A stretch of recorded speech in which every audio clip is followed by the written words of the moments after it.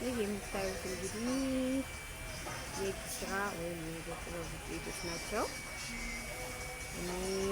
የኔ ማለት ነው የሰራሁት ማለት ነው። እዚህ ጣይቱ ቁጥር 2 ነው። ይሄንን ባዛር የወጣ ነው። ይሄው እንደምታዩት በእጅ ስራ የተሰሩ ቀሚሶች፣ ሱሪዎች፣ አልባሳቶች እነዚህ በሙሉ እንግዲህ እጅ የተሰሩ ናቸው። እንዴት እንደሚያምሩ እዩ። ከዚህ በፊት የስነ ጥበብ ሞዴሊንግ ትምህርት ቤቶች እነዚህን ቀሚስ ለብሰው ፋሽን አሳይተዋል። የኛ የራሳችን የእጅ ጥበብ ናቸው። እንግዲህ እነዚህን የመሳሰሉ እደ ጥበቦች በእጅ የሚሰሩ ውብ የሆኑ ከለራቸው የማይለቅ ሲለብሱት ግሬስ ወይም ውበት የሚሰጡ በጣም የሚገራርሙ አልባሳቶች ናቸው። እነዚህ የምታያቸው ደግሞ ጌጣጌጦች፣ ከላይ የሚለበሱ ፓካቶች፣ እንዲሁም ሌላም የህፃናቶች ልብስ ያካትታል። እንደዚህ የሚያማምር ስራዎች ይሰራሉ ማለት ነው። ዛሬ በሀገራችን ላይ ኪሮሻችንን ስለነው የውጭ ሀገር ከቻይና ከተለያዩ ከምዕራብ ከተለያዩ ሀገሮች የሚመጡትን የነሱ ሸቀጥ ማራገፊያ ሆነናል ማለት ነው።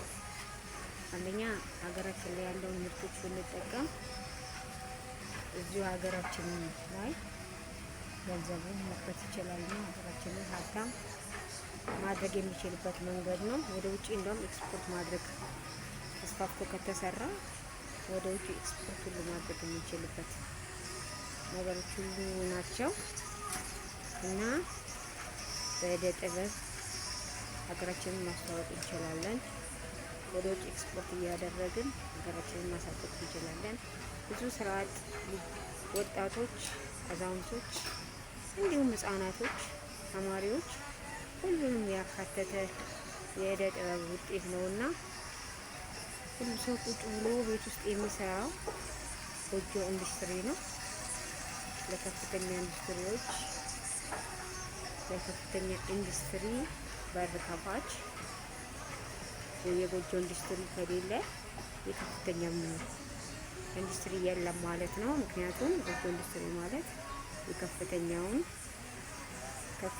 ኢንዱስትሪ መጋቢ ነው ማለት ተመጋጋቢ ናቸው እና ስለዚህ ይህንን የመሳሰሉ ሀብቶች አሉ እና ወደ ኪሮሻችን እጃችንን እናዞርና መሶባችንን እናልብስ፣ አልጋ ልብሳችንን እናልብስ፣ ቢፊያችንን እናልብስ፣ እኛ እንልበስ፣ እኛ እንጫማ እና እኛ እናጌጥበት።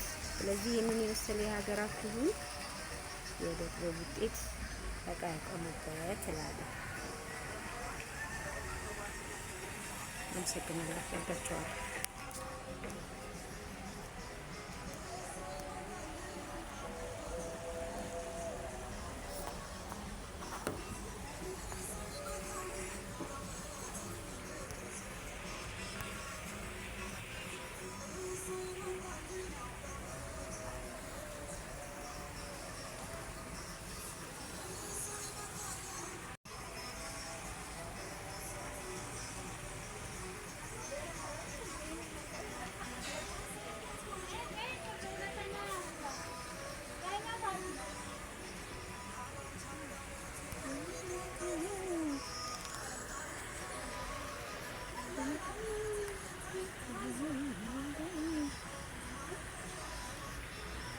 Mm-hmm.